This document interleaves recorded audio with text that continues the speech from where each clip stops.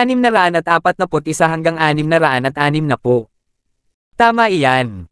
Stacy, pag-isipan mo na lang ng detalyado. Sa panahon ng sales drive, ang ibang mga pamilya ay patuloy na nag-aalok ng napakaraming iba't ibang mga kondisyon kay John, ngunit lahat ng ito ay tinanggihan niya ng walang anumang pag-aalinlangan. Gayunpaman, nagsimula siyang mag-alinlangan ng gawin ko ito. Naaalala mo pa ba iyon? Nakangiting sabi ni Elder Young. Oo, naaalala ko.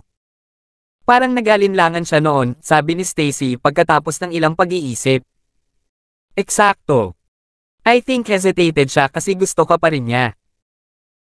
Kaya lang, ayaw niyang maging isang taong abandonahin ang kanyang mga prinsipyo, kaya pinili niyang magtrabaho kasama ang mga gunting sa bandang huli. Sabi ni Elder Young. Maaaring totoo iyon, mas gamaan ang pakiramdam ni Stacy. Napagtanto niya na siya ang nagustuhan ni John, at hindi si Cynthia ang pinili ni John, kaya mas gamaan ang pakiramdam niya. Stacy, ang pagsasama-sama ay isang bagay na mas madaling mangyari kung gagawin mo ito ng mas mabilis. Kailangan mong mahanap si John sa lalong madaling panahon at iwasan ang anumang pagkaantala. Hindi nakalimutang sabihin ni matandang Young. May dalawang dahilan kung bakit siya nagmamadali para makabalik si Stacy kay John. Ang una ay alam niya ang nararamdaman ni Stacy para kay John at iniisip niya ang kaligayahan ng kanyang apo. Sa kabilang banda, si John ay isang hindi kapanipaniwala sa sandaling iyon. Kung nagawang makipagbalikan ni Stacy kay John, talagang maganda ito para sa kinabukasan ng mga kabataan. Pinapatay niya ang 2 ibon gamit ang isang bato. Sa totoo lang, hindi lang si Elder Young. Ganon din ang naisip ni Gilbert. Kung tutusin, siya ang naging dahilan ng paghihiwalay ni Stacy kay John. Kung nagkabalikan si Stacy kay John, medyo mababawasan ang guilt sa puso niya. Higit pa rito, may kinalaman ito sa mga benepisyo ng pamilya. Hangga't handa si John na bumalik at pakasalan si Stacy, ang alchemy at nakakatakot na talento sa martial arts ni John ay nangangahulugan na sa kalaunan ay mamumuno ang mga Young sa Palanan City. Gusto kong pag-isipan pa.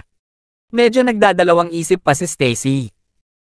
Kahit na wala na ang kanyang mga alalahanin, maling sinisisi pa rin ng mga Young si John, at labis niya itong nasaktan. Pakiramdam niya ay wala siyang karapatang makita si John, at hindi niya alam kung paano magsisimulang hilingin sa kanya na makipagbalikan. Pag-isipan mo. Mahal niyong dalawa ang isa't isa. Napakagandang bagay kung nagkabalikan kayo. Ano ang iniisip mo? Nagtataka si matandang Young. Ako, nag-aalala ako na tatanggihan niya ako, wala man lang tiwala si Stacy. Ang muling pagsasama ay isang bagay na naisin niya at ng kanyang pamilya. Sobrang nasaktan si John. Hindi sigurado kung gusto niyang gawin iyon. Kung tinanggihan siya ni John, ano ang gagawin niya? Biglang gamulo ang puso niya. Stacy, huwag kang mag-alala, mahal na mahal ka ni John.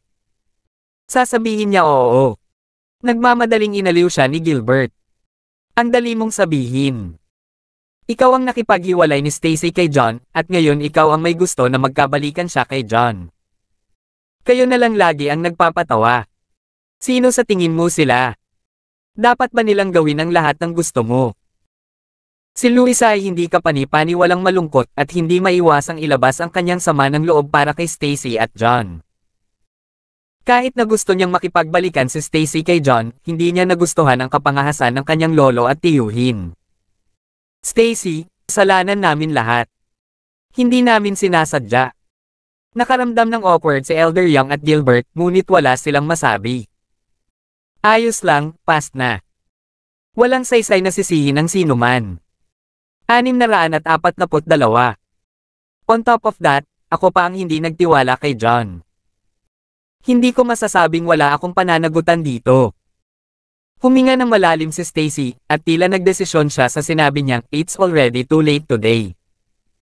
Hahanapin ko si John bukas ng umaga at hihilingin sa kanya na makipagbalikan.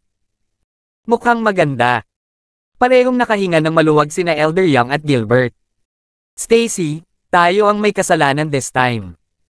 Kapag nagkita kayo ni John, sabihin sa kanya na nagsisisi kami. Sana ay mapatawad natin tayo, sabi ni Elder Young. The last time, they really crossed the line nung pinalayas nila si John sa bahay. Siya ang dapat na humingi ng tawad kay John, ngunit siya pa rin ang pinuno ng mga kabataan. Siya ay isang taong hindi kapani-paniwalang marangal, kaya hindi niya magawang humingi ng tawad kay John. Napilitan siyang hilingin kay Stacy na gawin ito insti. Di.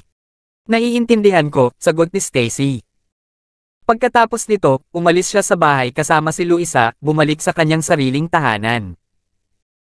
Nang umalis si Stacy, medyo nag-aalalang nagtanong si Gilbert, "Tay, sa tingin mo ba papayag si John na makipagbalikan kay Stacy?" Inaalo lang niya si John kanina, sa totoo lang hindi siya sigurado kung papayag ba si John o hindi. Hindi ko alam, umiling si Elder Young. Sa reaksyon ni John sa sales drive, masasabi niyang dapat may nararamdaman pa rin si John para kay Stacy. Gayunpaman, hindi niya alam kung gaano karami ang natitira sa mga damdaming iyon. Posibleng mahal na mahal pa rin ni John si Stacy, ngunit posible rin na may matagal na nararamdaman si John para kay Stacy. Isa pa, hindi nagpatalo si Cynthia kay Stacy maging sa itsura niya o sa pamilya niya. Hindi man tinanggap ni John ang pagiging mapang-asawa ni Cynthia on the spot, hindi niya ito tinanggihan. Hindi niya alam kung payag pa ba si John na makipagbalikan kay Stacy o lumipat na ba si John kay Cynthia. Kasalanan ko lahat. Kung hindi ko sinubukang guluhin ang mga bagay-bagay ng paulit-ulit, hindi mangyayari ang lahat ng ito, mamantong hininga at sinabi ni Gilbert na puno ng panghihinayang. Nanghihinayang ang tingin niya kay John noon. Totoong hindi niya dapat ay bully ang kabataan at mahirap. Buti nalaman mo yan. Ikaw at si Daisy ang may kasalanan nito. Kung hindi niyong binaluktot ang katotohanan sa harapan ko, paano ko napagkamalan ang sisi kay John? Malungkot na nagalit si Elder Young. Tatay, si John ay isa lamang walang pangalan at walang kapangyarihan na ulila, hindi ko inaasahan na siya ay napakahusay. Si Gilbert ay nasa isang awkward na lugar. Enough, ayoko nang makinig sa mga kalokohan mo. Kung nagawang makipagbalikan ni Stacy kay John, I'll act like this didn't happen. Kung siya ay mabaygo, ikaw at si Daisy ay makulong ng 3 araw upang pag-isipan ang iyong mga aksyon. Malamig na sabi ni Elder Young bago siya umalis. Kakaalis lang ni Elder Young nang pumasok si Daisy sa main hall. Nang makita ang depressed mood ni Gilbert, nagtanong si Daisy, "Mahal, anong nangyari? Mukhang malungkot ka. Huwag mo nang banggitin. Pumunta lang kami sa sales drive ng St. Ion Group. Si John talaga ang chairman ng St. Ion Group. Isa na siyang advanced Supreme Master sa murang edad." Ipinaliwanag ni Gilbert ang lahat. Ano? Napakaganda ni John. Nagulat si Daisy. 643. Kahit na hindi siya pumunta sa sales drive, alam pa rin niya kung gaano kahalaga ang alchemy sa mga pangunahing pamilya ng Palanan City. Higit pa rito, nagawa ni John na maging napakalakas sa murang edad. Siya ay isang hindi kapani-paniwalang bihirang henyo sa martial arts sa mga nakababatang henerasyon ng Palanan City. Hindi niya naiwasang gamaan ang loob na nakuha niya ang kanyang pagkakataon at nakipaghiwalay si Elder Young kina Stacy at John. Kung ikinasal si John sa mga Young, si John ay magiging isang napakalaking banta sa kanyang anak na papalitan ang negosyo ng pamilya. Nakipaghiwalay si Stacy kay John sa malaking bahagi dahil sa ating dalawa. Gayunpaman, nakumbinsi na ni Dad si Stacy na hilingin kay John na makipagbalikan bukas. Sana maging maayos ang bagay na ito, kung hindi makabubuti sa ating dalawa, napabuntong hininga na sabi ni Gilbert. Magkabalikan. Bakit kayo magkakabalikan? Hindi ka ba nag-aalala na hinahabol ni John ang pamilya? Nagbago ang ekspresyon ni Daisy. Siya ang gustong makitang magkabalikan sina Stacy at John. Ito ay hindi magandang balita para sa kanya. Paano nangyari yon? Sobrang kaya ni John. Napakaraming pamilya sa Palanan City ang humahabol sa kanya. Bakit kailangan niyang sundan ang pamilya namin? Sa bandang huli, mali namin siyang sinisisi noong nakaraan, sabi ni Gilbert. Sa mga bagay-bagay, magiging tulala siya kung hindi pa rin niya masasabing mali si John. Baka hindi totoo yan. Huwag kalimutan, maaaring si John ang may kasalanan sa pagkidnap kay Stacy. Siya ay isang advanced na Supreme Master, ngunit sinadya niyang pumatay ng 2 thug para hindi mag-iwan ng kahit isang palatandaan. Ano kayang intensyon niya? Hindi nagpahuli si Daisy na iginiit na may problema kay John. Totoo yan. Muntik ko nang makalimutan yun. Nasample ni Gilbert ang sarili sa noon ng maalala. Pinalayas niya si John dahil pareho siyang nag-aalala na hinahabol ni John ang kayamanan ng kanilang pamilya at maaaring si John ang nasa likod ng pagkidnap kay Stacy. Sa ganoong sitwasyon, hindi hinahabol ni John ang kabataang kapalaran. Gayunpaman, naging malaking katanungan pa rin kung si John ang nasa likod ng pagkidnap kay Stacy o hindi. Kahit naghihinala pa rin si John, walang ebidensya na magmumungkahi na siya ang nasa likod ng lahat ng ito. Baka nagkamali rin siya nang sisihin yan. Sabi ni Gilbert pagkatapos ng ilang pag-iisip. Hindi niya maisip kung ano ang motibo ni John sa pagkidnap kay Stacy, kaya naramdaman niyang posibleng isa na naman itong hindi pagkakaunawaan. Pero, may sasabihin pa si Daisy, pero naputol na siya ni Gilbert bago niya natapos. Huwag mo nang isipin pa. Kung mayroon kang oras upang mag-alala tungkol doon, dapat mong isipin ang aming kasalukuyang sitwasyon. Sinabi na ni Dad kanina. Kung hindi na makakabalik si Stacy kay John, 3 araw tayong makulong para isipin ang ginawa natin. Ngumiti ng mapait si Gilbert. 3 araw na lang, walang dapat ikatakot, singhot ni Daisy. Kung ikukumpara doon, mas nababahala siya na magkabalikan si John kay Stacy.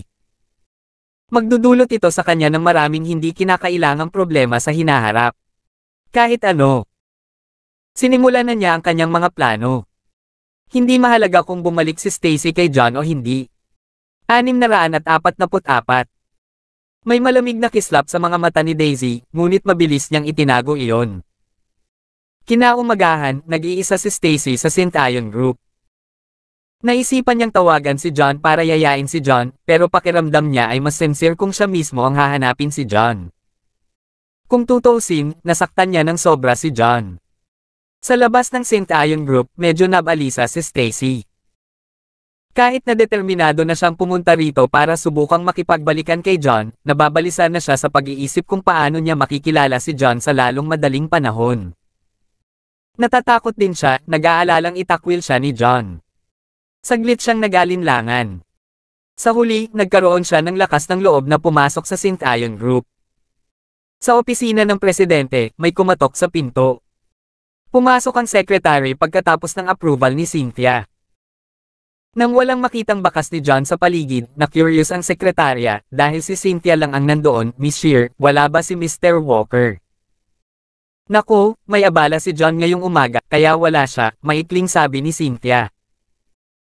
Nakakuha si John ng fairy fruit mula sa magkapatid noong nakaraang araw, kaya dali-dali namang kinuha ni John si Harvey para tumulong sa pagkuha ng ilang materyales ng gabing iyon. Gumagawa si John ng dragon pill sa bundok sa likod ng kanyang bahay, kaya wala siya sa opisina ng umagang iyon. Ano po, Miss White? May kailangan ka ba kay John? Tanong ni Cynthia. Miss Shear, nabalitaan ko ngayon sa mga guard na si Stacy Young ng elegante ay bumisita kay Mr. Walker. Gayunpaman, wala siyang naunang reserbasyon, kaya pinigilan siya ng mga gwardya, ulat ng kalihim. Ano? Pinuntahan ni Stacy si John. Laking gulat ni Cynthia nang tumayo siya mula sa kanyang mesa. Sa takot sa matinding reaksyon ni Cynthia, sinabi ng sekretarya, Miss Shear, ay may problema ba? Wala yon. Malamig ang mukha ni Cynthia habang sinasabi, Miss White, ipahatid siya sa mga guard. Gusto kong makita kung ano ang ginagawa niya. Oo, ang sagot nito. Ilang sandali lang ay may narinig na kaming mga yabag. Dinala ng gwardya si IR sa opisina ng presidente bago umalis. Medyo kinakabahan si Stacy. Akala niya ay nasa opisina si John, at magsasalita pa sana siya nang mabilis niyang napagtanto na si Cynthia iyon. Mabilis niyang nilunok pabalik ang kanyang mga sinabi. Cynthia, bakit ka nandito? Kumunat ang noo ni Stacy, medyo hindi masaya. Bakit hindi ako pwede dito? Malamig na sabi ni Cynthia, nakatingin kay Stacy sa hindi magiliw na liwanag. Kung tutuusin, magkaribal sila sa pag-ibig. Nagkatinginan silang dalawa ng matagal. Parang may spark sa pagitan nila. Wala ni isa sa kanila ang gustong umatras. Alam ni Cynthia na si Stacy ang dating kasintahan ni John, at alam niyang hindi nakakalimutan ni John si Stacy. Nakita na niya si Stacy bilang ang pinakadakilang karibal niya sa pag-ibig. Ganon din si Stacy. Bago pa man sila maghiwalay ni John, sinubukan na siyang hamanin ni Cynthia noon. Pagkatapos noon, iniwan ni John ang Youngs para sa Shears, at napalapit si John kay Cynthia. Sinabi sa kanya ng intuition niya bilang isang babae na may gusto si Cynthia kay John, kaya hindi niya gusto si Cynthia. 645. Nasaan si John? Binasag muna ni Stacy ang katahimikan. Naisipan niyang tumalikod para umalis nang makita niyang wala si John. Gayunpaman, hindi naging madali para sa kanya na magkaroon ng lakas ng loob na pumunta rito, kaya medyo nag-aatubili siyang umalis ng ganoon na lamang. Wala kang pakialam kung nasaan si John. Gusto ko lang malaman kung anong ginagawa mo dito kapag naghiwalay na kayo. Sabi ni Cynthia na parang bakal ang mukha. Bakit ba iniisip mo kung bakit ko siya hinahanap? Malamig na sabi ni Stacy, na muling nanambalik ang kanyang marangal at malamig na kilos. Stacy, huwag mong isipin na hindi ko alam kung bakit ka nandito. Kung hindi ako nagkakamali, nandito ka siguro para makipagbalikan kay John, di ba? Malamig na sabi ni Cynthia. Marami sa mga pangunahing pamilya ang nag-away kay John sa panahon ng sales drive, kabilang ang mga Young. Inalok pa ni Elder Young ang kamay ni Stacy kay John. Gayunpaman, hindi natinag si John. Natalo lang ang mga Young, anden na si Stacy hinahanap si John. Maliban sa anumang bagay, naroon siya para kunin si John o makipagbalikan kay John. Paano kung ako nga? Dahil hindi mo sasabihin kung nasaan si John, tatawagan ko na lang siya. Ayaw namang abalahin ni Stacy si Cynthia kaya tumalikod na siya para umalis. Nag-iba ang ekspresyon ni Cynthia. Nagsimula siyang magpanik. Alam niya ang nararamdaman ni John para kay Stacy. Kung tinawagan ni Stacy si John at hiniling na makipagbalikan, papayag si John. Papalapit na ng palapit si Cynthia kay John. Napakahirap para sa kanya na makakuha ng kahit katiting na pag-asa. Hindi niya mapapayagan si Stacy na makapasok sa pagitan nila kung hindi mawawala sa kanya si John. Iyon ay isang bagay na hindi niya matanggap. Stacy, binabalaan kita, si John ang kasalukuyang boyfriend ko. Ex-girlfriend ka lang niya, tapos na sa inyong dalawa. You're still the heiress of the Youngs. Isa kang kapansin-pansin. Magiging napakawalan GM mo ba para nakawin ang boyfriend ko? Sabi ni Cynthia sa likod ni Stacy. Boyfriend mo ba si John?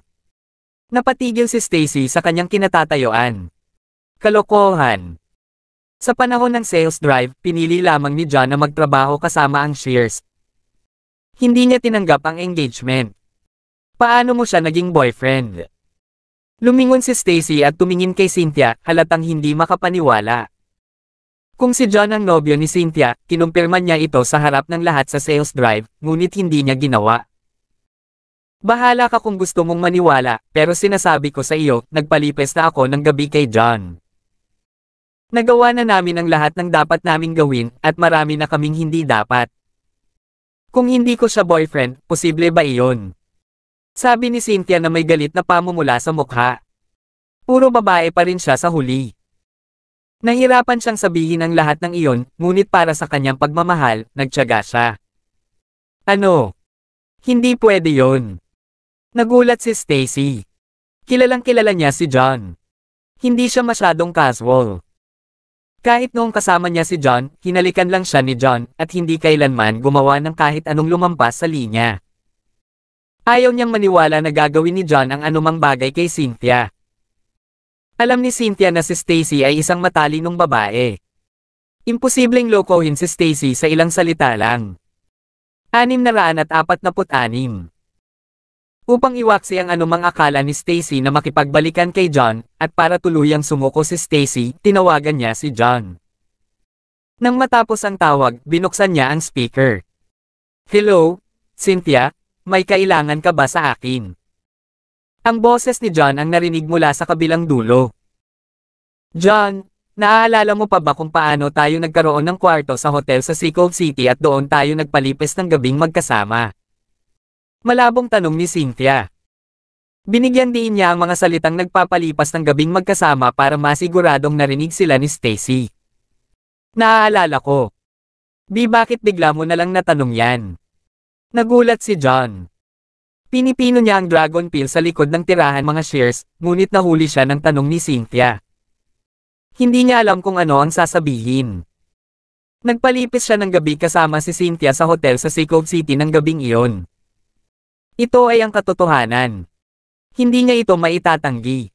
Isang kwarto. Nagpalipis ng gabi. Pakiramdam ni Stacy ay parang tinamaan siya ng kidlat at tuluyang nablangko ang kanyang isip. Hindi iyon ang pangunahing punto. Ang mahalaga ay narinig niyang inamin ni John ang lahat. Nakakuha ng kwarto si John kasama si Cynthia sa isang hotel at nagpalipis silang dalawa ng gabi. Ginawa nila ang mga ganyang bagay. May pagdududa ba sa kanilang relasyon? Halata namang kasama ni John si Cynthia. At saka John, noong naghalikan tayong dalawa, ano ang naramdaman mo? Isang suntok na naman ang ipinadala ni Cynthia. Cynthia, ikaw, naiinis na si John. 2 beses niyang hinalikan si Cynthia at pareho siyang sinurpresa ni Cynthia. Hindi siya kusang hinalikan. Bago pa siya makapagsalita, pinutol na siya ni Cynthia, John, I miss you. Kailan ka babalik? Gusto kong halikan mo ako. Nahihiyang sabi ni Cynthia na muling nagdulot ng suntok kay Stacy. Cynthia, pwede bang pigilan mo? Gumagawa ako ng mga table tasks ngayon. Ang pogen ay sisubog kung magdudulot ka pa ng gulo. Sabi ni John. Napalapit sa kanya si Cynthia sa tagal nilang magkasama at palagi niya itong sinusubukang asarin kaya nasanay na siya. Akala niya ay tinutokso na naman siya ni Cynthia at wala siyang pakialam. Siyempre, walang paraan para malaman niya na si Stacy ang nasa harap ni Cynthia. Sige, hindi na kita aasarin. Focus on your pills, ngumiti si Cynthia ng mapakla, ibinaba ang tawag. Paano ito nangyari? Namula si Stacy nang marinig ang usapan ni John kay Cynthia. Halos malukot siya sa lupa. Hindi niya akalain na magiging ganoon kabilas si John kay Cynthia pagkatapos nilang maghiwalay. Naghalikan pa nga silang dalawa at nagsama sa isang kwarto, magdamag silang magkasama. Nagawa na nila ang lahat. Kitang-kita kung gaano siya kalalim na naapektuhan. Hindi niya matanggap ang malupit na katotohanan. Napahawak siya sa kanyang dibdib at nakaramdam ng sobrang sakit na nahihirapang huminga. Stacy, narinig mo ba lahat yan? Boyfriend ko ngayon si John. Mahal naming dalawa ang isa't isa. Binabalaan kita. Ang pagiging isang third party ay isang bagay na malalim na immoral. Kung mayroon kang kahihiyan, mangyaring gumuhit ng linya kasama si John. Tigilan mo na ang panggugulo sa kanya. Kung hindi, huwag mo akong sisihin sa ginagawa ko. Malamig na sabi ni Cynthia. 647. 1 narinig lahat. I wish you two happiness. Nasa bingit ng pagbagsak si Stacy, ngunit pinilit niyang pigilan ang mga luha sa kanyang mga mata. Ano man ang mangyari, siya ang pinuno ng 4 na magagaling na dilag ng Palanan City, at siya ang tagapagmana ng mga kabataan. Taglay niya ang kanyang pride at dignidad. Sa kanyang pagmamalaki, matalo man siya kay Cynthia, hindi siya magpapita ng anumang kahinaan sa harap ni Cynthia. Para naman kay John, hindi mapipilit ang damdamin. Dahil kasama na ni John si Cynthia, wala siyang ibang choice kundi ang sumuko. Gaya nga ng sinabi ni Cynthia, wala siyang magagawa na napaka-immoral. Walang paraan na magiging mistress siya at makasira ng isang relasyon. Masyado siyang marangal para doon. Kung hindi, siya at ang mga kabataan ang magiging katatawanan ng Palanan City. Pagkatapos noon, dinala niya ang sakit sa kanyang puso at umalis ng hindi lumilingon. Paglabas niya ng opisina, hindi na niya napigilan ang pagpatak ng mga luha nito nang walang ingay. Sa bundok sa likod ng Share Mansion, patuloy na tumutok si John sa paggawa ng mga table tasks matapos ibaba ang tawag ni Cynthia. Buzz! Hindi nagtagal pagkatapos noon, bahagyang yumanig ang furnace, at ang tableta ay lumabo, nagbigay ng mahinang bango. Tapos na. Hindi ka pani-paniwalang nasasabik si John. Binuksan niya ang hurno at nakita ang mahigit 30 kulay ube na table task doon. Ang kulay ay hindi kapani-pani, walang makintab at malinaw. Ang mga purple na table tas ay dragon peel na gawa sa fairy fruit. Pagkatapos gumawa ng ilang kalkulasyon sa kanyang ulo, ang isang fairy fruit sa ibabaw ng maraming mahahalagang materyales ay sapat lamang upang makagawa ng 34 na dragon peels. Ang mga epekto ng dragon peels ay kakaiba. Hindi ito makakatulong sa isang martial artist na lumakas o mapabilis ang pagsasanay. Kaya, hindi binalak ni John na magbenta ng dragon peels sa St. Iron Group. Inilabas niya ang isang puting bote at inilagay ang lahat ng mga table tas sa loob, iniwan ang mga ito para sa kanyang sarili. Sa mahahalagang sandali, sila ay magiging mahalagang mga trompeta upang protektahan ang kanyang sarili. Pagkatapos gumawa ng mga table tas, umalis si John sa Sheer Mansion. Sumakay siya ng race bike habang nagmamadaling patungo sa teritoryo ni Mason.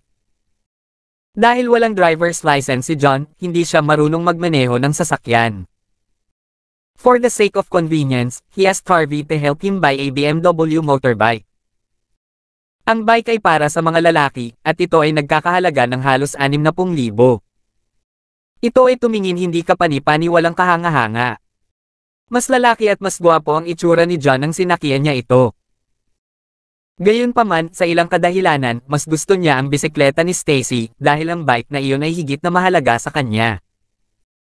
Nagtataka ako kung kailan ko maaabot ang taas ng mga kabataan at maibabalik si Stacy. Napabuntong hininga si John, hindi napigilan ang sarili na isipin ang itsura ni Stacy. Pagkatapos noon ay bumungad sa kanyang isipan ang mga magagandang alaala. Nandoon ang alaala ng pagpunta niya sa Mist Cloud Mountain kasama si Stacy, ang kanyang kasab-ikan nang tanggapin ni Stacy ang kanyang mga pagsulong, at ang lahat ng oras na ginugol niya kay Stacy. Gayunpaman, silang lahat ay naging isang panaginip. Siyempre, binanggit ni Elder Young ang pagbibigay sa kanya ng kamay sa kasal ni Stacy sa panahon ng sales drive ng St. Iron Group. Natukso siya noon, pero tinanggihan pa rin niya ito sa huli. Sa isang bagay, ayaw niyang ipagkanulo ang mga shares. Sa kabilang banda, mahal niya si Stacy. Ayaw niyang maging bargaining chip ang nararamdaman nila sa isa't isa. 648. Gayunpaman, hindi niya alam na naniwala na si Elder Young sa kanyang kawalang kasalanan at nakumbinsi pa niya si Stacy na subukang makipagbalikan sa kanya. Ang mas ikinalulungkot ay ang katotohanang wala siya sa kumpanya noong araw na iyon. Na-miss niya si Stacy. Talagang pinaglalaroan siya ng tadhana. Gatlang M. Sa Blue Moon Bar, nakilala ni John si Mason sa isa sa mga silid. Mr. Walker, bakit ka nandito? Please, umupo ka na. Laking gulat ni Mason habang nagmamadaling sumalubong kay John. Mr. Walker, narinig ko na ang tungkol sa sales drive kahapon mula kay Mr. Paul.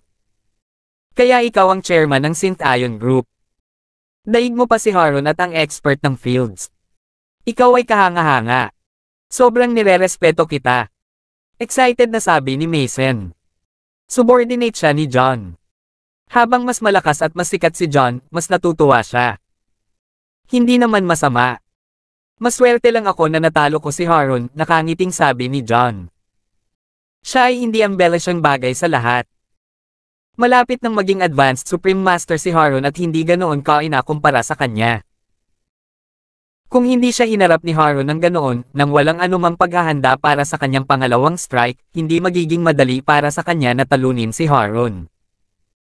Mr. Walker, masyado kang mapagpakumbaba. Para maabot mo ang antas na iyon sa napakabata ng edad, tiyak na nasa tuktok ka ng nakababatang henerasyon ng Palanan City. Kahit sa pangalawang henerasyon, kabilang ka sa nangunguna. Wala pa akong narinig na kasing talino mo noon. Lalong nasasabik si Mason habang nagsasalita, patuloy na pinupuri si John. Tama na, hindi naman kami strangers. Bakit mo ako sinusubukang purihin ng husto? Sabi ni John na may frustrated na ngiti, pero medyo natuwa siya. Hindi ko sinusubukang purihin ka, nagsasabi lang ako ng totoo. Ngumiti si Mason bago inilipat ang topic, Mr. Walker, bihira ka lang pumunta dito. Maghahanda ako ng pagkain at inumin. Ipagdiwang natin ang sales drive. Tumayo si Mason. Pataas. Pagkasabi niya nun. No need, pumunta ako dito para sa isang importanteng bagay. Inom tayo sa ibang pagkakataon. Sinaman ni John ang tingin si Mason. Naintindihan naman ni Mason at pinalabas ng kwarto ang kanyang mga subordinate. Sa sobrang bilis, si John at Mason na lang ang naiwan doon. Mason, ikaw ang unang sumuko sa akin, kaya hindi kita pababayaan. Tuturuan kita ng paraan. Tandaan ito at sanayin ito ng maayos. Seryoso ang mukha ni John at naghanda para turuan ang Mason Demon Execution. Masyado siyang mahina noon at hindi niya nagawang turuan si Mason ng ganoon kadali. Gayunpaman, medyo may kakayahan na siyang protektahan ang kanyang sarili, kaya ayos lang para sa kanya na turuan si Mason ng Advanced Power Method. Isa pa, itinuro na niya ito sa magkapatid na Sharp. Si Mason ang unang sumunod sa kanya. Hindi niya kayang pretuhin si Mason. Salamat, Mr. Walker. Tuwang-tuwa si Mason habang nagpasalamat kay John. Napakalakas na ni John sa murang edad, kaya naramdaman niyang ang pamamaraan ng martial arts ni John ay hindi dapat mas mahina kaysa sa 4 na dakilang pamilya. Ito ay napakaposible sa antas ng klase ng Ultimate Progressive. Gumamit siya ng Ultimate Starting Method. Ito ay masyadong mahina. Hindi siya nang ahas na umasa na tuturuan siya ni John ng Ultimate Progressive Class Method. Kahit na ang basic o advanced na isa ay magiging mas mahusay kaysa sa kung ano ang mayroon siya. 649. Kung mas malakas ang isang paraan ng pagsasanay, mas mabilis na bubuti ang isa, at mas magiging maliwanag ang kinabukasan ng isa. Nasa intermediate innate state na siya. Kung nakakuha siya ng basic o advanced progressive class method, magiging mas madali para sa kanya na maging Supreme Master sa hinaharap. Para sa kanya, ang pagiging Supreme Master ang pinakadakilang hangarin niya sa buhay. Makinig kang mabuti. Nasa likod ni John ang kanyang mga kamay habang binibigkas niya ang Demon Execution kay Mason. Ganap na nakatutok si Mason habang mabilis niyang naalala ang lahat. Sige, subukan mo ngayon. Gagabayan kita sa tabi mo. Kung may anumang mga problema, sisiguraduhin kung tutulungan kang iwasto ang mga ito sa tamang oras. Sabi ni John. Ito ang unang pagkakataon ni Mason na gumamit ng Demon Execution, mas magiging madali kung kasama si John doon. Oo, sagot ni Mason bago siya umupo sa lupa, nagsimulang magsanay. Habang isinaaktibo ang Demon Execution, isang purong alo ng enerhiya ang lumabas sa kanyang sentro ng enerhiya. Ito ay mas mabilis kaysa sa kanyang orihinal na pamamaraan. Ito ay isang progressive class method. Nakamamangha. Nasabi ni Mason sa kanyang puso sa pananabik. Gayunpaman, bago pa man niya matapos ang pag-iisip, mabilis niyang napagtanto na may mali. Ang Demon Execution ay hindi lamang mabilis, ngunit nararamdaman din niya ang mga dumi sa loob ng kanyang enerhiya na mabilis na nililinas, na nagiging sanhi ng kanyang enerhiya na maging mas dalisay. Anong antas ang pamamaraang ito? Natigilan si Mason. Kahit na hindi siya gumamit ng anumang pamamaraan ng progressive class dati, marami siyang karanasan sa underworld. Mabilis niyang napagtanto na ang Demon Execution ay tila hindi lamang isang progressive method. Maaaring ito ay isang power method. Panatilihin ang iyong focus, huwag magambala. Sigaw ni John. Nag-iba ang ekspresyon ni Mason nang itinulak niya ang pagkabigla sa kanyang puso, patuloy na nagsasanay ng tame time. Hindi nagtagal, natapos ni Mason ang isang round at tumayo. Mr. Walker, ano ito? Isang beses akong nag-practice ng paggamit ng Demon Execution, at ang lakas ko ay bumuti ng husto. Maging ang aking enerhiya ay naging dalisay. Maaaring ang Demon Execution ay isang kamangha-manghang basic power class. Paraan. Naramdaman ng dalisay na enerhiya sa kanyang katawan, nagulat si Mason. Halos hindi siya makapagsalita. Pagkatapos gamitin ito, mas naunawaan niya ang Demon Execution. Sinabi sa kanya ng kanyang intuition na wala ito sa progressive class. Ito ay malamang na isang bagay sa itaas na iyon. Ang Demon Execution ay hindi isang basic power class method, ito ay, nakangiting sabi ni John, ngunit naputol siya ni Mason bago pa siya makatapos. Hindi. Laking gulat ko. Medyo nadismaya si Mason. Akala niya na ang Demon Execution ay isang basic power class method, ngunit bumalik siya sa realidad sa pagtanggi ni John. Ang pinakamakapangyarihang paraan ng pagsasanay sa Palanan City ay ang ultimate progressive na klase. Hindi niya narinig ang tungkol sa alinman sa mga pangunahing pamilya na nagtataglay ng power methods. Nahulaan niya na marahil ay gumagamit lamang si John ng pamamaraan ng klase ng advanced progressive. Paano siya tuturuan ni John ng power method? Na-overthought niya ang mga bagay-bagay. Ang Demon Execution ay maaaring hindi isang basic power class method, ngunit ito ay isang advanced power class method. Nakangiting sabi ni John. Ayaw niyang ipaliwanag ng malinaw kay Mason ang mga bagay-bagay, ngunit nag-aalala siyang baka ilantad ni Mason ang Demon Execution, sa pag-aakalang hindi iyon malaking bagay. Mag-iimbite siya ng maraming hindi kailangang gulo kung nangyari iyon. 650. Kailangan niyang linawin ang mga bagay-bagay kay Mason. Ano? Ang Demon Execution ay isang advanced power class method. Mali ba ako ng pagkarinig sa'yo? Laking gulat ni Mason sa balitang iyon. Natigilan siya sa kinatatayuan, hindi sigurado kung paano magre-react. Hindi ka nagkakamali, tumango si John. Iyon, laking gulat ni Mason. Pakiramdam niya ay may mga alon sa kanyang puso. Alam niyang walang paraan na nagsisinungaling si John sa kanya. Naramdaman din niya ang Demon Execution sa kanyang katawan. Sa bilis at epekto ng pamamaraan, ito ay isang pamamaraan ng klase ng basic power. Sapat na iyon para patunayan na ang Demon Execution ay nasa advanced power class. Gayunpaman, sa kanyang limitadong kaalaman, ang pinakamahusay na mga pamamaraan ng pagsasanay sa Palanan City ay nasa ultimate progressive na klase lamang. Naisip niya na magiging kamangha-mangha kung maituturo siya ni John ng basic o advanced progressive na pamamaraan ng klase. Hindi niya akalain na may ituturo sa kanya si John na napakaganda. Ito ay mas mahusay kaysa sa inaasahan niya. Halata ang pagkabigla sa kanyang puso. Mr. Walker, hindi katakatakang naabot mo ang iyong antas sa murang edad. Kaya gumagamit ka ng kamangha-manghang paraan ng pagsasanay sa klase ng advanced power. Sandaling namulat si Mason.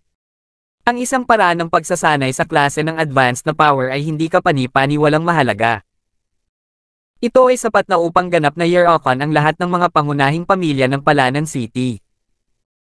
Kahit na hindi niya alam kung saan nakuha ni John ang pamamaraan, alam na alam niya ang isang bagay. Kinabukasan ni John ay walang limitasyon kung mayroon siyang kamangha-manghang paraan ng pagsasanay sa murang edad. Mas kaunti lang iyon, bahagyang ngumiti si John, hindi ito ipinaliwanag. Gumagamit siya ng Sage Arts na mas mahusay kaysa sa Absolute Methods. Ito ay hindi ilang paraan ng pagsasanay sa klase ng advanced na power. Gayunpaman, wala siyang planong sabihin sa sino man ang kanyang mga sikreto sa sandaling iyon. Kung hindi, ang mga kahihinatnin ay magiging mas kakilakilabot kaysa sa kung sino man ang makakaalam kung mayroong mga pamamaraan ng pagsasanay sa absolute class. Mamamatay siya. Si Mason ay hindi kapani-paniwalang emosyonal. Lumuhad siya sa harap ni John. Mr. Walker, isa lang akong hamak na tao na nasa underworld. Hindi ko alam kung ano ang ginawa ko na naging sapat na swerte sa akin na natutunan ko ang isang bagay na kamangha-mangha mula sa iyo. Hinding-hindi kita masusuklian dito. Sa hinaharap, hanggat ikaw ang nagbigay ng utos, gagawin ko ang lahat ng bagay na hilingin mo. Masyadong emosyonal si Mason kaya umiiyak siya. Labis ang pasasalamat niya kay John na hinding-hindi niya masusuklian si John. Sa kanyang estado, naisip niya na nakakamangha na kung maaari siyang maging Supreme Master sa kanyang buhay. Gayunpaman, nakuha niya ang isang paraan ng pagsasanay sa advanced power. Kahit na ang pagpasok sa Overlord State sa hinaharap ay hindi magiging mahirap, lalo pa ang pagiging Supreme Master. Laging inuuna ng Underworld ang karangalan at pagkakaibigan. Binigyan na siya ni John ng 100 True Energy Pills bago ito. Utang niya kay John ang isang bundok ng pasasalamat. Isinusumpa niya sa kanyang puso na gagawin niya ang lahat para kay John, kahit mamatay. Ayos lang, wala namang nakakamangha. Tayo. Dali-dali namang tinulungan ni John si Mason na makatayo. Sa totoo lang, masyadong mahina si Mason at hindi masyadong kapakipakinabang kay John sa intermediate innate state. Gayunpaman, kilala niya si Mason ng matagal, kaya naiintindihan niya ang personalidad ni Mason bukod sa iba pang mga bagay. 651. Si Mason ay marangal at maaasahan at isang taong karapat-dapat sa pagtitiwala ni John. Higit pa rito, si Mason ay nasa underworld ng napakaraming taon. Siya ay hindi kapani-paniwalang karanasan. Kapag itinatag ni John ang kanyang sariling pamilya sa hinaharap, si Mason ay magiging isang mahusay na kandidato upang pangalagaan ang mga bagay. Ang tanging ikinalulungkot ay nagsimula pa lamang siyang magtatag ng kanyang mga puwersa. Malayo pa ang lalakbayin niya hanggang sa makahanap siya ng sariling pamilya. Hindi ito maaaring minamadali.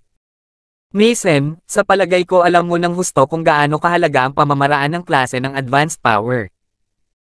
Kung wala ang pag-aproba ko, hindi mo dapat sabihin kahit kanino ang tungkol sa demon execution.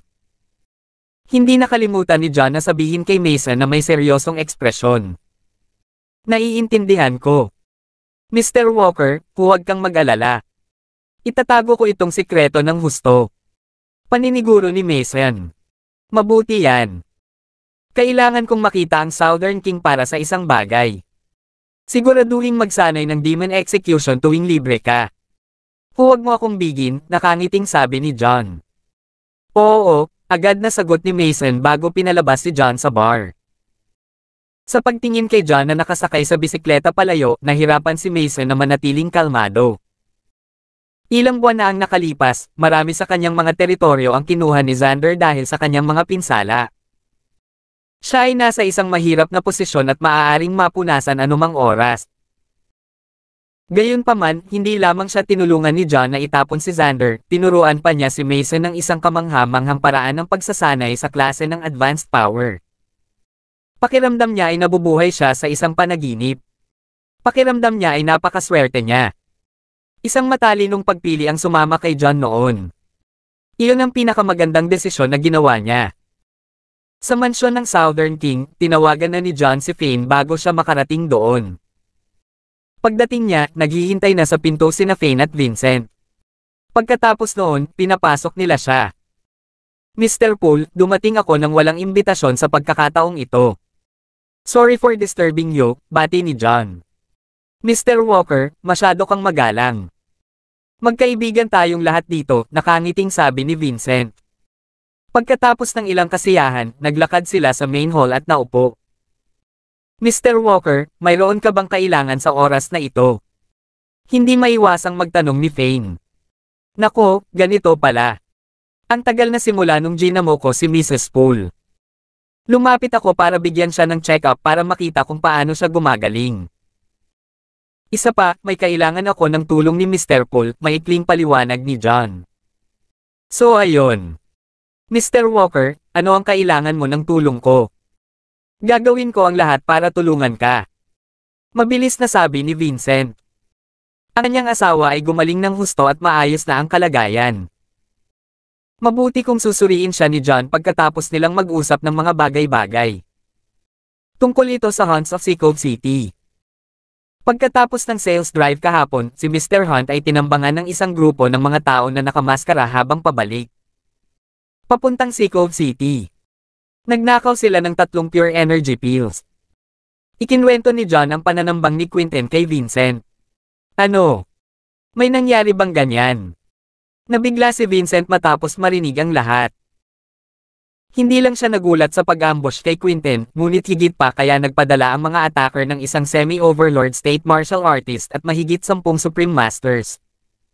Ito ay isang napakalaking puwersa. Maliban dyan, uminom lang sila ng 3 pure energy pills sa kabila ng pagpapadala ng napakalaking puwersa, hindi pinapansin ang mahigit 8,000 energy nurturing pills na mas nagkakahalaga. Ito ay masyadong kakaiba. 652. Mr. Poole, humingi na ako ng tulong sa mga shares para tingnan ito, ngunit kailangan kong hilingin sa iyo na tulungan mo kami pagdating sa underworld. Mangyaring tingnan ito ng iyong mga tauhan. Kailangan nating malaman kung sino ang mga lalaking nakamaskara. Ay! Inihayag ni John ang kanyang layunin. Ang shares at ang polls ay parehong tumingin sa kani-kanilang panig. John ay naniniwala na may ilang mga pahiwatig. Sige, hindi problema yon. May mga lalaki akong susuriin ngayon din. Tumango si Vincent at tinanggap ito bago niya ilabas ang kanyang phone para tumawag ng ilang beses, nag-issue ng order. Pakiramdam ni John ay malamang na hindi matatapos ng ganoon kabilis ang bagay, kaya nagpasya siyang tingnan muna ang asawa ni Vincent. Sumama siya kina Vincent at Fane sa likod bahay. Sa silid, pinainom ni Snow ang kanyang ina ng gamot. Umupo si Gloria sa harap ng mesa, eleganteng umiinom ng gamot. Snow, nakakamangha ang medical skills ni John at ang gamot na binigay niya sa akin. Ilang araw lang, pakiramdam ko gumaling na ang katawan ko. Ito ay ilang beses na mas mahusay kaysa sa dati. Kung sakaling makita ko siyang muli, magpapasalamat ako sa kanya ng maayos, nakangiting sabi ni Gloria, pinaulanan ng papuri ang husay ni John sa medisina. Matapos magpahinga ng ilang araw, halos gumaling na ang kanyang katawan. Nawala na rin ang dati niyang sakit. Katulad nga ng paniniguro ni John sa kanila, ang sakit na sumasakit sa kanya sa loob ng mahigit 10 taon ay tuluyan ng gumaling. Kitang-kita kung gaano siya nagpapasalamat kay John. Tama, hindi lang siya magaling sa medisina, alam pa niya ang alchemy.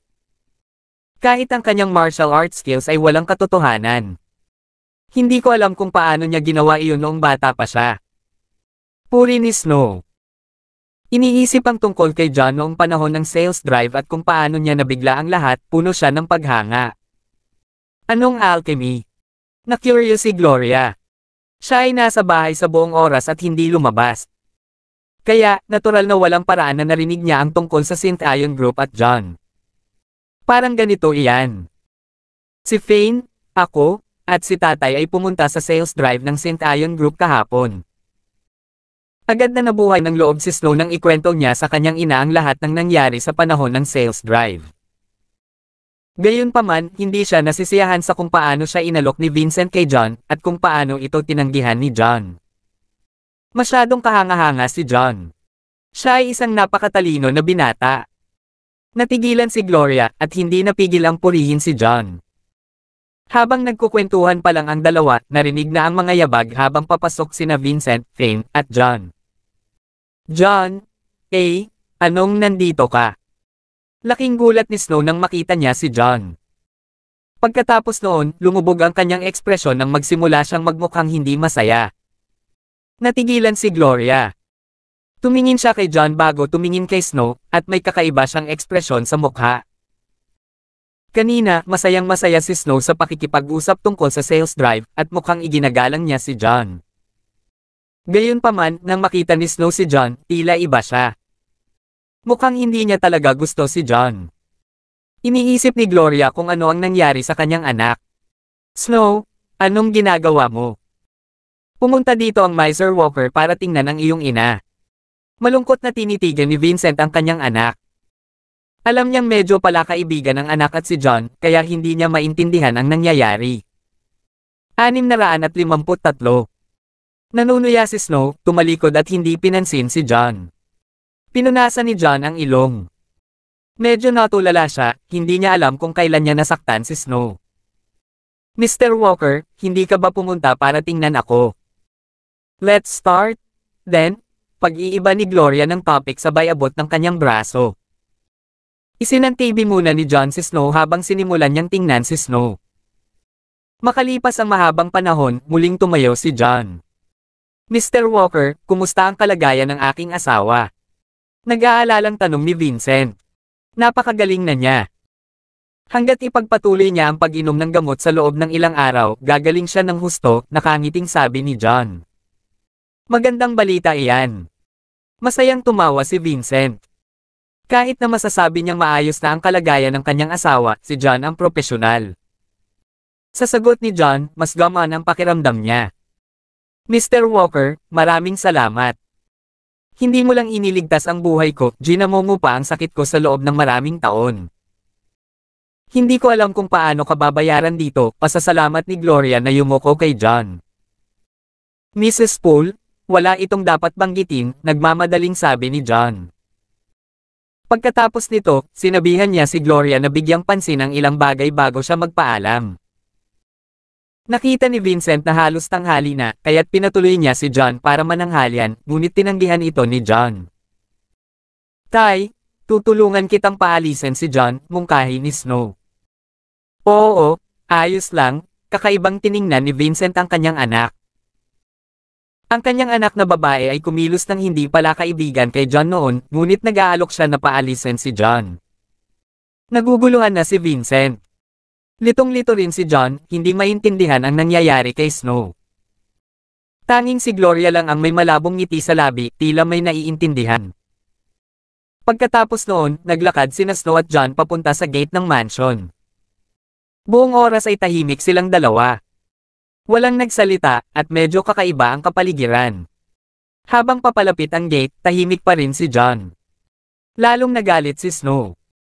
John, aalis ka na lang ng ganito. Sa wakas ay hindi na kinaya ni Snow, at binasag ang katahimikan.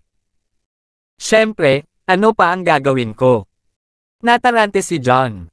Ikaw. Hindi ka pani-pani walang bigo si Snow. Pagkatapos noon, huminga siya ng malalim at pinilit na kumalma, sinabing, hindi mo ba naisip na may sasabihin ka sa akin? Ano ang dapat kong sabihin? Lalong naguluhan si John. Ano sa tingin mo?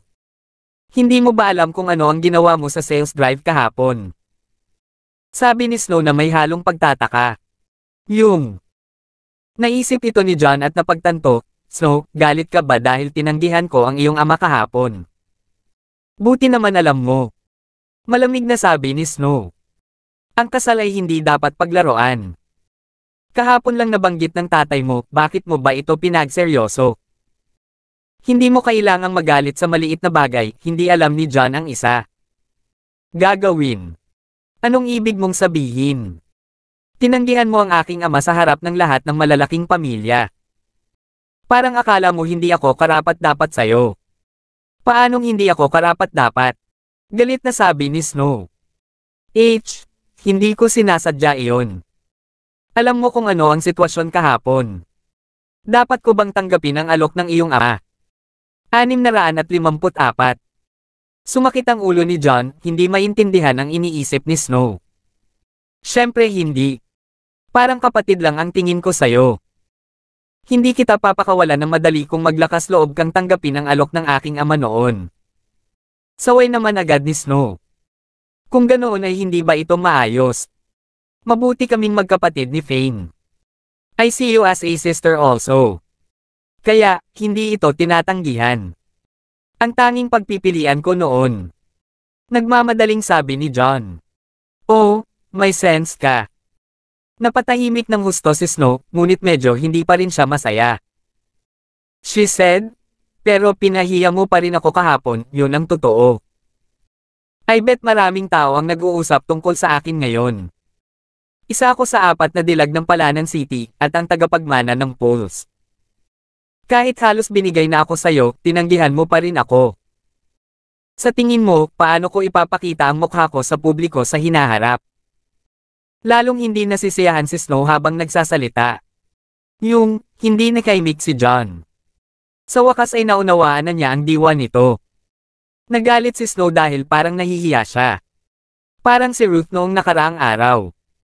Nagalit si Ruth sa kahihiyan at hinamon siya sa harap ng lahat na mabawi ang kanyang karangalan.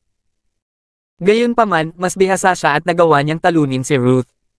Kung hindi, siya ay lubusan. Nahihiya kung matalo siya kay Ruth. Sa huli, naramdaman niyang tinanggihan ang polls at mali ang Collins. Gayunpaman, sina Ruth at Snow ay mapagmataas na mga Diyosa. Hindi nila matanggap na tinanggihan ng isang lalaki. Sa huli, ang mga babae ay hindi makatwiran. Maging sina Snow at Ruth ay hindi exception. Sige, pasensya na sa nangyari kahapon, sabi ni John sabay buntong hininga. Alam niyang walang dahilan sa mga babae. Medyo disenteng relasyon din niya si Snow, kaya ayaw niyang maging seryoso ang maliit na bagay. Kaya't nagpasya siyang magsabi na lang ng ilang salita para aliwin siya. Sapat na ba ang simpleng paghingi ng tawad? Hindi ba't napakadali mong mapapahiya? Nilaybot ni Snow ang mga mata kay John. Kung ganoon ano ang gusto mo? Kung hindi ka natutuwa, pwede mo akong sampelan ng ilang beses, sabi ni John. Anong silbi ng sinaktan kita? Biglang naisip ni Snow at sinabing, bakit hindi natin ito gawin? Wala ako sa good mood. Samahan mo akong mamili at bumili ng damit. Kukunin ko iyon bilang kabayaran. Samahan kang mamili. Hindi ba hindi nararapat iyon? Nag-alinlangan si John. Hindi siya boyfriend ni Snow. Ang pagpunta sa pamimili na may kamangha-manghang kagandahan tulad ni Snow na nag-iisa ay magiging medyo awkward. Bakit magiging hindi nararapat? Sinabi mo lang na kapatid mo ang tingin mo sa akin. Hindi ba't normal lang sa kapatid na sumama sa kanyang kapatid na mamili? Ano? Ngayon ka lang ba nagsinungaling sa akin? Hindi mo man lang ako nakikitang kapatid. Malungkot na sabi ni Snow. Hindi ako nagsisinungaling. Fine, sasama na lang ako sa iyo, sabi ni John na puno ng galit. Parang ganun pa. Mamili tayo kung ganoon. Agad namang ngumiti si Snow. Pagkatapos nito, kinuha niya ang panganib ni John at mabilis na naglakad palabas. Sa totoo lang, simula nang tulungan siya ni John na turuan si Jacob ng leksyon sa unang pagkakataon, medyo nagustuhan na niya si John. Pagkatapos nito, inilagay ni John sa panganib ang kanyang sariling buhay upang iligtas ang kanyang ina na nagpatindi sa kanyang damdamin. 655. Gayunpaman, mas matanda siya kay John ng 3 o 4 na taon. Mas gusto niya ang mga lalaking mas mature, kaya hindi siya nagkaroon ng ganoong intensyon para kay John. Sa kanyang mga mata, nakita niya si John bilang isang kapatid. At least, iyon ang naisip niya.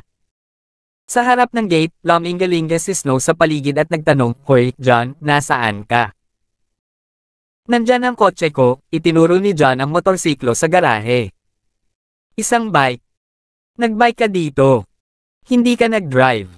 Nagulat si Snow. "Oo, wala akong driver's license," awkward na ngumiti si John. "Kotse. Wala kang driver's license. Haha, paanong wala ka sa panahon ngayon? Bakit ka nakakatawa?" Hindi napigilan ni Snow ang pagtawa.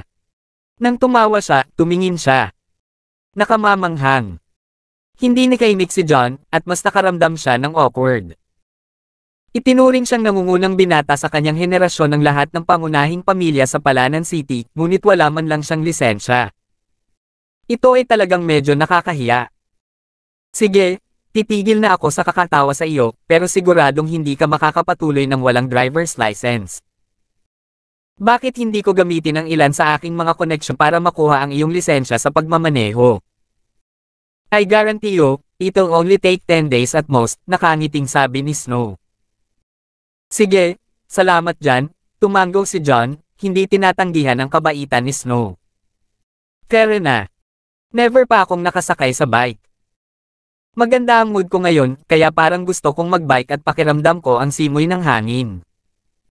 Bakit hindi mo ako ihatid sa pamimili sa iyong bike?" Masayang sabi ni Snow. "Sigurado ka ba dyan?" May kakaibang ekspresyon ang mukha ni John. "Siyempre sigurado ako. Ano? May problema ba dyan?" Na-curious si Snow. "Wala lang. Dahil gusto mong sumabay sa akin, gagawin ko na lang ang gusto mo." Ngumiti ng makahulugan si John. Pagkatapos nun, sumakay na siya sa motor at umupo sa likod niya si Snow. Nagmamadali silang dalawa. Hindi nagtagal, nagsimulang magsisi si Snow. Kahit na ginawa para sa mga lalaki ang motorsiklo, at mas malaki ang espasyo kaysa sa ginamit ni John noon, wala pa ring silbi. Pagkatapos ng ilang beses na pagpiprino ni John, hindi na napigilan ni Snow ang sarili na hamampa sa likod ni John. Naramdaman ng lambot ng kanyang likod, medyo natuwa si John. Sa totoo lang, hindi niya sinusubukang samantalahin si Snow, ngunit ang pakiramdam sa kanyang likod ay pumukaw ng maraming magagandang alaala. Naisip niya ang mga masasayang araw na kakasali pa lang niya sa elegante. Among them, Lily, Ella and Stacy all Saturday on his bike before. Si Stacy, sa partikular, ay napakahalaga sa kanya. Gayunpaman, lumipat ang oras at walang hinintay na tao. Bumalik si Stacy sa kanyang pamilya na may pagkalungkot sa mukha. Sa pangunahing bulwagan, parehong alam ni na Elder Young at Gilbert na binalak ni Stacy na hilingin kay John na magkabalikan sa araw na iyon. Nag-uusap sila sa hall habang naghihintay ng balita mula kay Stacy. Hindi nagtagal, naglakad na silang dalawa nang makitang nakabalik na si Stacy. "Stacy, kumusta ang pagbabalik kay John?" Pumayag ba siya? Nag-aalalang sabi ni Gilbert. Siya. Ibinuka ni Stacy ang kanyang bibig, ngunit hindi niya napigilan ang lungkot sa kanyang puso habang siya ay nagsimulang umiyak. 656. Stacy, anong nangyari? Nagulat si Elder Young habang nagmamadaling lumapit kay Stacy para makaupo. Tumanggi ba si John na makipagbalikan? Nag-iba ang ekspresyon ni Gilbert nang malabo niyang naintindihan. Hindi sumagot si Stacy. Lalong lumakas ang pag-iyak niya sa mesa, hindi na niya napigilan ang kanyang mga luha. Pagkatapos lamang mawala ang isang bagay ay mauunawaan mo kung gaano ito kahalaga. Noon, araw-araw niyang kasama si John. Hindi kailanman nagpigil si John sa pangangalaga sa kanya, ngunit hindi niya ito pinahalagahan ng maayos. Kahit na nakipaghiwalay na siya kay John, pakiramdam niya ay laging nasa tabi niya si John, hindi umaalis dahil maraming bakas ni John sa bahay at sa kumpanya. Gayunpaman, nang malaman niyang si John ang nobyo ni Cynthia, sa wakas ay napagtanto niyang tuluyan na itong nawala sa kanya. Isa yung malaking dagok sa kanya. Sa sandaling iyon, pinagsisihan niya ito. Hindi siya dapat nakipaghiwalay kay John para sa kapakanan ng pamilya, at nagsimula siyang labis na nagsisi na hindi nagtiwala kay John. Kung paniniwalaan lang niya si John noon nang walang pasubali, hindi sana siya maapektuhan ng lolo at tatay niya. Sinaktan niya ng husto si John at maling sinisi siya. Walang paraan kung hindi ay pumunta si John sa mga bisig ni Cynthia. Sa kasamaang palad, huli na ang lahat para sa anumang pagsisisi. Paano ito nangyari? Parehong nagulat sina Gilbert at Elder Young. Hindi man malinaw na sinagot ito ni Stacy, nahuhulaan pa rin nilang dalawa kung gaano kalungkot si Stacy na tiyak na tinanggihan siya ni John. Stacy, anong nangyari? May nararamdaman pa rin si John para sa'yo. Bakit kanya tinanggihan? Si Elder Young ay may hindi tiyak na hitsura sa kanyang mukha. Boyfriend na ni Cynthia si John. Di magkasama na sila, umiiyak na sabi ni Stacy at nauutal. Ano? Paano ito posible? Kung si John ang boyfriend ni Cynthia, bakit hindi niya ito ini-announce sa sales drive? Nagulat sina Elder Young at Gilbert. Hindi ko rin alam kung bakit, pero narinig ko si John mismo ang umamin. Paanong hindi ito totoo? Humihikbi si Stacy sa sobrang lungkot. Si Stacy ay palaging malamig at seryoso sa mundo ng negosyo. Ito ang unang pagkakataon na nawalan siya ng lakas ng loob. Iyon, parehong hindi sigurado sina Elder Young at Gilbert. Kahit na sila ay may mga pagdududa, ito ay dapat na totoo kung narinig ito ni Stacy para sa kanyang sarili. Walang paraan na hindi nila iyon mapapansin. Siyempre, hindi nila pinangarap na hindi nakita ni Stacy si John sa buong panahon. Mukhang nagkamali ako, bamantong hininga si Elder Young nang lumubog ang kanyang kalooban. Pinlano niyang ibalik si John kay Stacy, ngunit ang mga resulta ay wala sa kanyang inaasahan. Ang kanyang tanging hiwa ng pag-asa ay napatay. Si John ay hindi lamang nagtatrabaho sa mga shares kundi maging sa kasintahan ni Cynthia. Ang dalawang panig ay nagkaroon ng isang hindi kapani-paniwalang malapit na relasyon. Walang nagawa ang mga kabataan kundi ang sumuko kay John. Whatever, our family did this to us. Hindi natin masisisi ang iba. Sa huli, si Stacy, ako ang may kasalanan. Sinira ko ang kaligayahan mo, sabi ni Elder Young nang may panghihinayang. Dahil hindi na mabawi ng mga kabataan si John, napilitan siyang tanggapin ito. 657. Gayunpaman, dahil sa kanyang mga pagkakamali, sinira niya ang isang magandang relasyon sa kanyang apo. Medyo sinisisi niya ang sarili niya dito. Sayang lang at lagpas na sila sa punto ng anumang pagbabalik. Ay, nakaramdam pa ng lungkot si Stacy. Alam niya na sina Elder Young at Gilbert ay parehong may pananagutan sa nangyari. Gayunpaman, sila pa rin ang kanyang pamilya. Naging bato na ang breakup nila ni John, what was the point of blaming them? Hindi na babalik si John sa tabi niya. Please, lalaki lang yan. Stacy, ikaw pa rin ang nangunguna sa 4 na dilag ng Palanan City at ang heiress ng Youngs. Kailangan mo bang maging malungkot para sa isang lalaki? Pagtatawanan ka kung may lumabas na salita. Sa pagkakataong iyon, isang tawa na paghamak ang narinig habang naglalakad si Daisy sa loob. Nabalitaan na ni Daisy ang tungkol sa pagpaplano ni Stacy na makipagbalikan kay John mula kay Gilbert.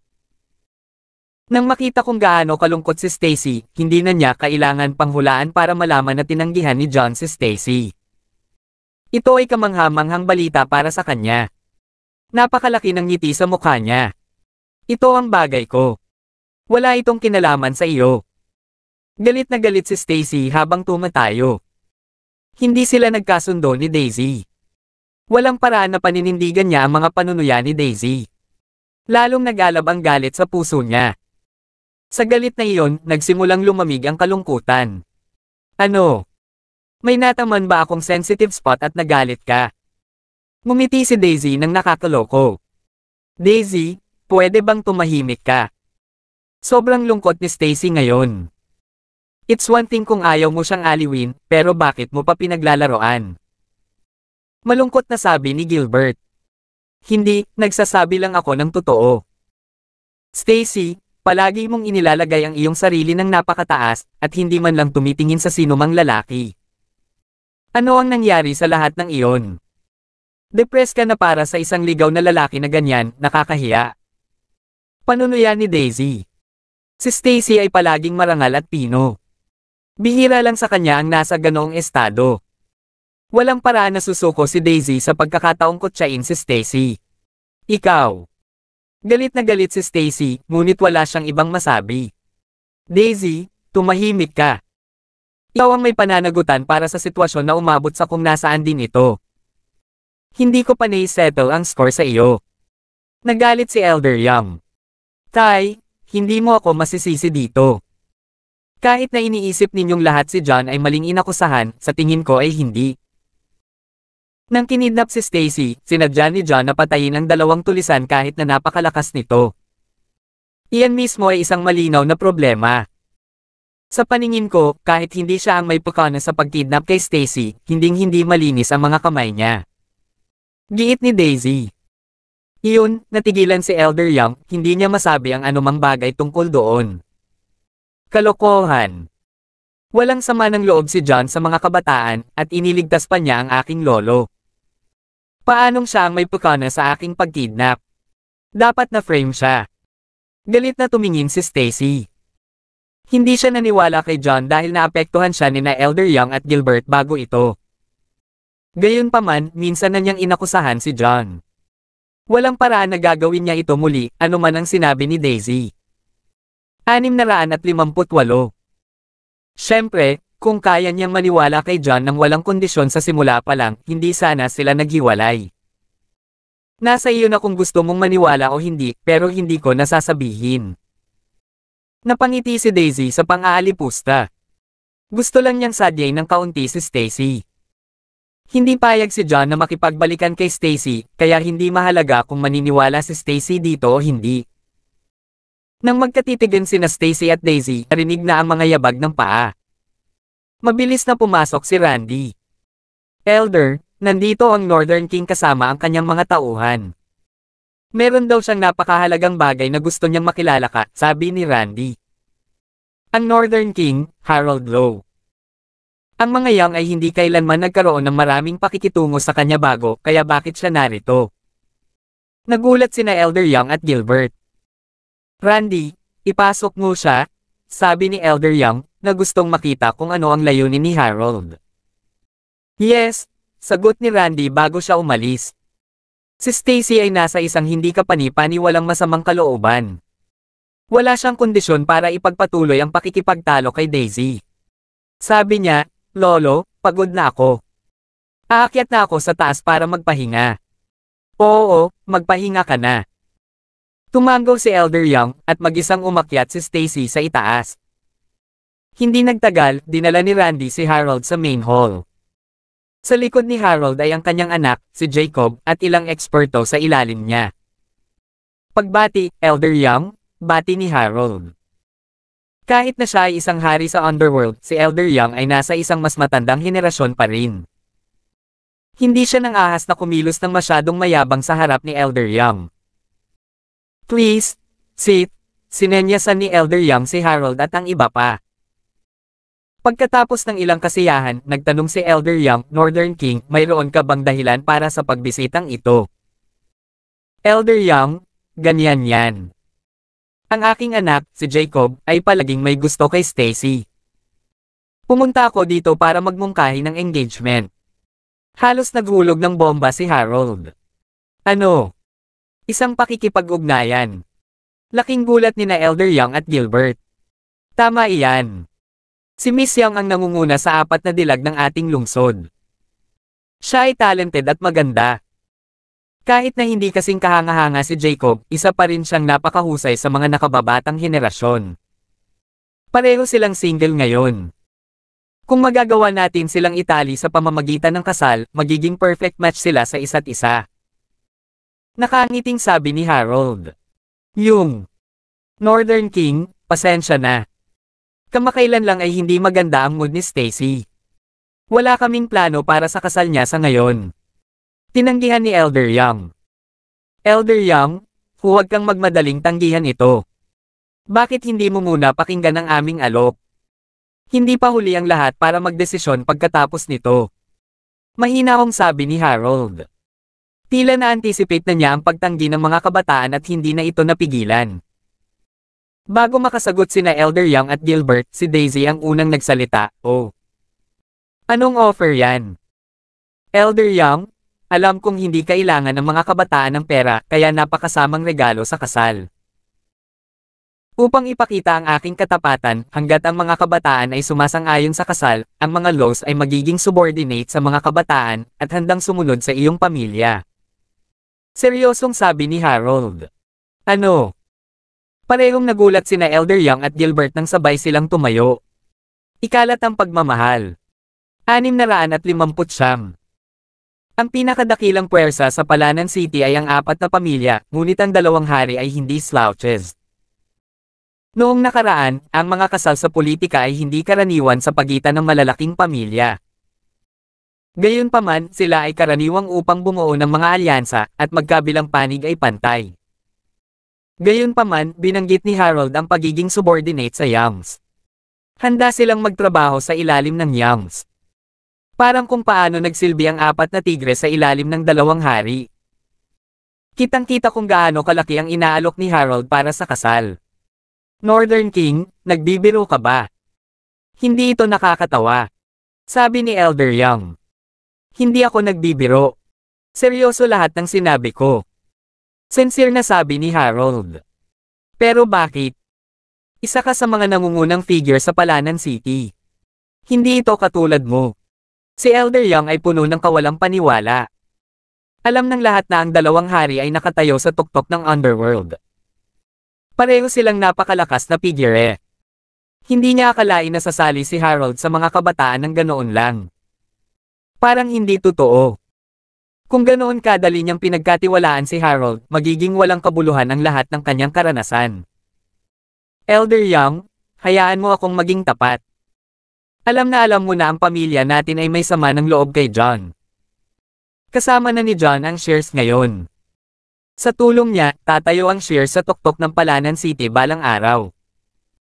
Kung nangyari iyon, ang aming pamilya ay nasa isang mahirap na lugar. I'm willing to submit to the Youngs firstly because my son likes your granddaughter, and secondly because gusto kong makipagtulungan sa mga Young para harapin sila bago pa lumakas ang shares at John. Ani Harold with conviction. Iyon, may ilang iniisip si Elder Young. Nakita niya mismo kung gaano hindi pala kaibigan ang relasyon ni John sa Lowe's, Fields, at Collins sa sales drive ng St. Ion Group. Hindi totoo ang mga sinabi ni Harold, kaya medyo nagtiwala siya sa kanila. Northern King, maling tao ka. Niligtas ako ni John noon. Hindi ka tutulungan ng mga Young na harapin siya. Mahinahong sabi ni Elder Young. Elder Young, alam ko na nakatulong si John sa pamilya mo, pero alam kong may hinanakit din siya sa iyo. Patawarin mo ako sa pagiging diretso ko sa iyo, ngunit pilit na sinira ng mga kabataan si Stacy at pataas at pinalayas siya sa pamilya. Malamang may sama ng loob siya. Kapag lumakas siya, hindi kanya bibitawan ng madali kahit hindi mo plano. Sa pakikitungo sa kanya. Mariing sabi ni Harold. Sa sales drive, ang mga Young ang unang nagkaroon ng conflict kay John. Nandoon siya, kaya narinig niya. Tungkol sa nangyari. Tiyak na hindi. Nagbago ang mga ekspresyon ni Elder Young at Gilbert. Kahit na sinabi nilang dalawa na alam nilang hindi naman talaga mali si Harold. Sinaktan nilang dalawa si John noon at pinalayas pa si John sa bahay. Labis nitong nasaktan si John. Kahit na handang patawarin sila ni John, ang mga kabataan ay kailangang magpasakop sa shears kung ang mga shears ay magiging masyadong malakas sa hinaharap. Ang mga pagkalugi ay magiging napakalaking. Hindi ito makakabuti sa kanilang pamilya. Elder Young, walang mga kaibigan na magtatagal, kumita lang. Bago lumaki ang shares at John, kailangan nating putulin ang mga ito. Kung hindi, tayo ang magdurusa. 606 na po. Nagpatuloy si Harold sa pagdaragdag ng langis sa apoy. Ngunit, nag-aalangan pa rin si Elder Young. Siya ang pinuno ng mga kabataan, walang paraan na hindi niya alam ang banta ng mga ito. Gayunpaman, nailigtas ni John ang kanyang buhay noon. Minsan na niyang inakusahan si John. Kung tinarget niya ulit si John, talagang immoral. Elder Young, huwag kang mag-alala. Sa paligid ng Dragon Core, walang paraan na mapatay natin si John at ang shears. Iniisip ko lang na mas lalakas ang mga Young pagkatapos kung samahan ka at tatayo ka sa tuktok ng 4 na pamilya. Pagkatapos, magagawa mong ipatawag ang iba pang mga pamilya upang magtulungan at sirain ang Synth Ion Group o kahit na banta si John na hatiin ang kita. Sapat na iyon. Maaari nating hayaan si John at ang mga shares na monopolyo ang lahat anuman ang mangyari. Payo ni Harold, ngunit may malamig na kislap sa kanyang mga mata. Ang target niya ay hindi kasing simple ni John. Tay, sa tingin ko tama ang Northern King. Hindi natin pwedeng hayaang lumaki si John at ang shares. Kung hindi, maaaring maghirap ang ating kita. Baka mapahamak pa tayo. Hindi natin pwedeng baliwalain ito. Sabi ni Gilbert na may pag-aalala. Kumbinsido siya kay Harold. Oo, may katuturan iyan, si Elder Young ay nagsimulang umindayog din. Sa totoo lang, mas malayo ang tingin ni Elder Young kaysa kay Gilbert. Kung ang Northern King ay sumali sa Youngs, kung gayon ang pagsugpo sa shares at John at pag-alis ng mga problema sa hinaharap ay isang bagay lamang. Sa kabilang banda, sa suporta ng Northern King, kahit na hindi ganap na makontrol ng mga Young ang Palanan City, sila man lang ang magiging pinakamalakas sa 4 na pamilya. Iyon ang pinakadakilang hiling niya sa lahat ng mga taon niya. Isang kasinungalingan ang sabihing hindi siya natukso. Hindi, tumanggi ako. Isang galit na sigaw ang narinig sa sandaling iyon. Pababa na si Stacy. Narinig niya ang lahat ng sinabi ni na Elder Young at Harold mula sa itaas. Hindi niya inaasahan na naroon si Harold para banggitin ang kasal. So, nandito rin si Miss Young. Naninigas ang mga ngiti ni Harold at Jacob nang marinig ang pagtanggi ni Stacy. Hindi pinansin ni Stacy ang iba at naglakad papunta kay Elder Young. Lolo, hindi ako papayag dito. Nagulat at nagalit si Stacy. Ang taong mahal niya ay si John. Nalulungkot pa rin siya sa pakikipaghiwalay kay John, walang puwang sa puso niya para sa ibang lalaki. In the first place, hindi dapat paglaruan ang kasal. Hindi niya gaanong nakilala si Jacob noon, kaya halos estranghero silang dalawa. Walang paraan para tanggapin niya ang lalaking hindi niya kilala. Si Elder Young ay nahuli sa isang mahirap na lugar. Si Harold ay isang kilalang tao pa rin sa Palanan City. Kahit na ayaw tanggapin ni Stacy, dapat ay mas magalang ang pagtanggi. Gayunpaman, masyadong direkta ang pagtanggi ni Stacy. Nakakahiya sa magkabilang panig. Miss Young, huwag kang magmadaling tanggihan ito. Isipin mo na lang. Maliban kay Theodore, Anson, at Harvey, walang mas mahusay kaysa sa anak kong si Jacob sa mga nakababatang henerasyon. Base sa pagkakaalam ko, never nagpakasal ang 4 na pamilya kaya hindi bagay silang 3. Anak ko lang ang makakapantay sayo. You're a match made in heaven. Confident na sabi ni Harold. Hindi man lang siya nagalit sa pagtanggi ni Stacy.